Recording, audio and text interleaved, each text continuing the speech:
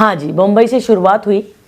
पढ़ाई लिखाई इतनी हुई नहीं, क्योंकि जिस माहौल में लाइफ चल रही थी, तो मेरी मम्मी, जब मैं 4th में थी तो मेरी मम्मी भगवान के पास चली गई। तो फिर हम 4 बहन भाई। तो उसके बाद फिर लाइफ थोड़ी चेंज हो गई। मम्मी थी तो हमारी लाइफ बहुत फैंटास्टिक थी कि उस टाइम हमारे घर में टीवी हुआ करता था, फ्रिज हुआ करता था उस टाइम। बिल्कुल।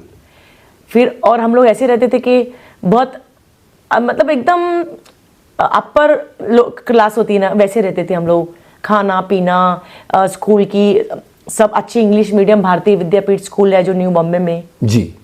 वहाँ पर हम पढ़ते थे। फिर मम्मी जब एक्सपायर हुई तो दुनिया चेंज हो गई, बहुत चेंज हो गई। और फिर स्ट्रगल शुरू हुआ। हाँ, मम्मी के जाने के बाद ही हो गया, उससे पहले हमको कुछ नहीं पता था। एक वही समझ लो बचपन से ही हो गया। मम्मी मेरी, मैं 8-9 साल की थी तो एक्सपायर हो गई।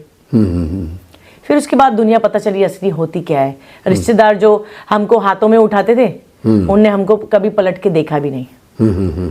तो वही ऐसा ही होता है ना कि जब तक बड़े हैं तब तक ही, हाँ मेरा बेटा, मेरी बच्ची, जमीन पे पैर रखने नहीं देते थे हमारे, जब हम दिल्ली में जाते थे हर साल छुट्टियों में।